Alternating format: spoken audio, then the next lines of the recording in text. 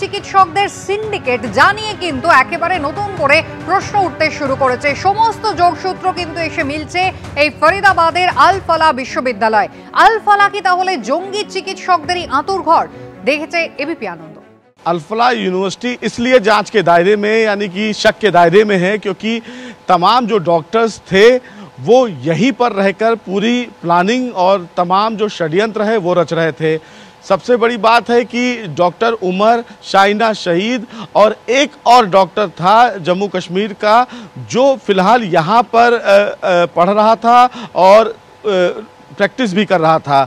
ये बताया जा रहा है कि जम्मू कश्मीर से फिलहाल उसको हटा दिया था, जम्मू कश्मीर सरकार की तरफ से उसको बर्खास्त किया गया था। बावजूद इसके यहाँ पर उस डॉक्टर की एंट्री थी, बाकायदा वो जॉब कर रहा था। तो ऐसे में जांच के दायरे में यूनिवर्सिटी इसलिए आती है कि अगर कोई भी डॉक्टर किसी दूसरी जगह पर ज्वाइन भी करता है तो बाकायदा उसका वेरिफिकेशन होता है, उसका एक मेडिकल हिस्ट्री उसकी जाँच की जाती है कि इस डॉक्टर ने कहाँ पर काम किया है, किस कैटेगरी में काम किया है, कितने मरीजों को उसने देखा है, कौन से हॉस्पिटल में काम किया है। तो ऐसे में अगर ऐसे संदिग्ध डॉक्टर वहां पर हैं तो निश्चित रूप से ये यूनिवर्सिटी जांच के दायरे में है। 54 लोगों को हिरासत में लिया गया था, 54 लोगों से लगातार पूछताछ की गई है और एनआईए को वहीं से भी टिप मिला। शाइना शहीद, उमर, आदिल, ये तमाम वो लोग हैं जो उसी यूनिवर्सिटी में काम कर रहे थे और फरीदाबाद में जहां पर ये यूनिवर्सिटी है वहीं से महज 400 मीटर की ही दूरी पर जो फिरोजपुर तेगा जो गांव है वहां पर लोग फिलहाल मस्जिद में नमाज भी पढ़ने जाते थे। जो मुजम्मिल है वह मुजम्मिल ही उसी मस्जिद के इमाम से उसने दोस्ती की थी जिसका नाम इस्तियाक था और इस्तियाक के ही किराए के घर में संदिग्ध जो विस्फोटक था जिसको अमोनियम नाइट्रेट बताया गया वो उसने वहां पर रखे थे और भारी मात्रा में रखे थे। দিল্লি বিস্ফোরণ কাণ্ডে একের পর এক চাঞ্চল্যকর তথ্য এবার সামনে আসছে। চিকিৎসক মোজাম্মেল শাকিল এবং বিস্ফোরণের মাস্টার মাইন্ড উমরুন নবীর ডায়েরির হদিশ এবার পেলেন পুলিশ আধিকারিকরা। ডায়েরিতে সাংকেতিক ভাষায় একাধিক তথ্য লেখা রয়েছে। সেই সংকেত যদি ডিকোড করা যায় তাহলে জঙ্গিদের পরিকল্পনার আঁচ মিলতে পারে।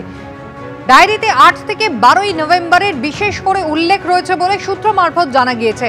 বিস্ফোরণ ঘটেছে 10ই নভেম্বর, তাহলে 8 থেকে 12 তারিখের মধ্যে আর কি পরিকল্পনা ছিল এই জঙ্গিদের?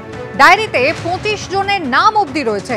দলের বাকিরা তাহলে কোথায় গেল? ইতিমধ্যেই খোঁজ শুরু হয়ে গিয়েছে। এই 25 জনের বেশিরভাগই জম্মু কাশ্মীরের বাসিন্দা এবং ফরিদাবাদের বাসিন্দা। তদন্তকারীদের অনুমান বেশ কয়েকদিন ধরেই সন্ত্রাসের পরিকল্পনা করছিল অভিযুক্তরা।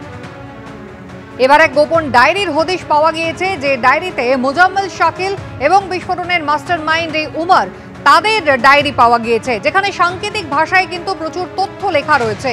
সেগুলো ডিকোড করা গেলে তাদের পরিকল্পনার আঁচ কিন্তু পাওয়া যাবে এমনটাই অনুমান করছেন তদন্তকারীরা। ডায়েরিতে উল্লেখ করা রয়েছে 8 থেকে 12ই নভেম্বরের বিস্ফোরণের ঘটনা ঘটেছে 10 তারিখ। তাহলে অন্য দিনগুলোর জন্য তারা কি পরিকল্পনা করেছিল ইতিমধ্যেই তা জানার চেষ্টা শুরু করেছেন তদন্তকারীরা। 25 জনের নাম রয়েছে, বাকিরা তাহলে কোথায় গেল? খোঁজ কিন্তু শুরু হয়ে গিয়েছে। এই 25 জনের বেশিরভাগই জম্মু কাশ্মীর এবং হরিয়ানার ফরিদাবাদের বাসিন্দা বলে তদন্তকারীদের পক্ষ থেকে জানা যাচ্ছে। তদন্তকারীরা অনুমান করছেন যে বেশ কয়েকদিন ধরে এই সন্ত্রাসের পরিকল্পনা কিন্তু অভিযুক্তরা করছিল।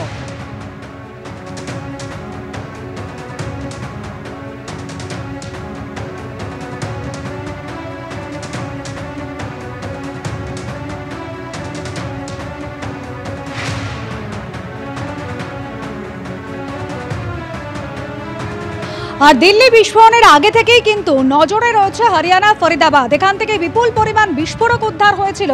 আর এবার এনএসজি কিন্তু ইতিমধ্যেই সেখানে পৌঁছেছে, সেই খান্ডাওয়ানি গ্রাম যেখানে তল্লাশি চালানো হচ্ছে স্নিফার ডগ নিয়ে। ইতিমধ্যেই সেই হুন্ডাই i20 সঙ্গে একটি লাল ইকো স্পোর্টস গাড়ি, সেটাও কিন্তু দিল্লি বিস্ফোরণ কাণ্ডের পর পুলিশের নজরে রয়েছে।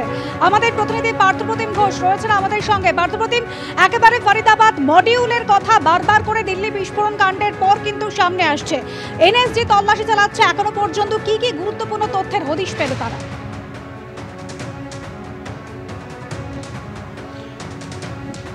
দেখো, এই মুহূর্তে তোমায় বলবো যে এনএসজি কিন্তু গতকাল রাত্রেবেলায় এই যে খান্ডওয়ালি গ্রাম রয়েছে ফরিদাবাদে, সেই ফরিদাবাদে খান্ডওয়ালি গ্রামে তারা এসে পৌঁছায় এবং এসে পৌঁছাবার পরবর্তীকালে তারা খবর পায় যে বিষয়টা সেটা হচ্ছে প্রথম থেকে যেটা নজরে ছিল চিকিৎসক উমর তার একটি ইকোস্পোর্ট লাল রঙের গাড়ি, সেই গাড়ি কিন্তু আরেকটা রয়েছে এবং যে গাড়ির তারা খবর পায় পরবর্তীকালে সেই গাড়ির খোঁজে তারা বিভিন্ন জায়গায় তল্লাশি চালায় এবং এর পরবর্তীকালে ফরিদাবাদ পুলিশ গতকালকে বিকেলবেলার পর সেই লাল ইকোস্পোর্ট গাড়িটির হদিশ পায় তারা এবং যার নম্বর হচ্ছে DL10CK 0458 এবং এই যে গাড়িটি সেই গাড়িটির রেজিস্ট্রেশন রয়েছে এবং যা উমর উন নবীর নামে যা এবং সেক্ষেত্রে কিন্তু এই যে গ্রাম সেই গ্রামে গতকালকে রাত্রেবেলা খান্ডওয়ালি গ্রামের রাত্রেবেলা কিন্তু NSG টিম তারা এসে পৌঁছায়, পাশাপাশি ফরিদাবাদ পুলিশ তারা এসে পৌঁছায়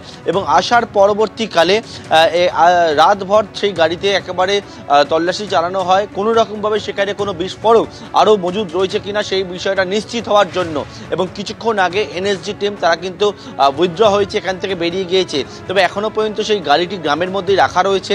গাড়িতে কিছু ছিল কিনা বা সন্দেহজনক কিছু পেলো কিনা সেই বিষয়টা আরও পরবর্তীকালে নিশ্চিত হওয়া যাবে। তবে আমরা বর্তমানে খান্ডওয়ালি গ্রামে রয়েছি এবং সেই গ্রামে দেখতে পাচ্ছি যে একেবারে যে ফরিদাবাদ পুলিশ তারা এখানে উপস্থিত রয়েছে এবং এখানে কিন্তু সেই গাড়িটি এখনও রাখা রয়েছে। NSG bomb disposal and detection squad তারা যৌথভাবে এসেছিল, অত্যাধুনিক যে যন্ত্রাংশ সেগুলো নিয়ে এসেছিলেন এবং আসার পরবর্তীকালে গোটা যে গ্রাম সেই গ্রামটাকে একেবারে ঘিরে নেন তারা। বিভিন্ন জায়গায় তল্লাশি অভিযান চালানো হয় এবং কোনো রকমভাবে কোনো আরও বিস্ফোরক রয়েছে কিনা সেই বিষয়টা জানার জন্য বা নিশ্চিত হওয়ার জন্য তারা কিন্তু একেবারে রাতভর এখানে সার্চ অভিযান সেটা চালান এবং গাড়িটিকে পরীক্ষা নিরীক্ষা করার পর কিছুক্ষণ আগে NSG টিম এখান থেকে বেরিয়ে গিয়েছে। তবে এখনও পর্যন্ত এই গ্রামের মধ্যে ফরিদাবাদ পুলিশ তারা রয়েছে এবং এই যে লাল ইকোস্পোর্ট গাড়ি যেটা হচ্ছে উমরের আরও একটি গাড়ি, সেই গাড়িটিকে কিছুক্ষণ পর এখান থেকে নিয়ে বেরোবে তারা, তেমনটি আমরা জানতে পারছি।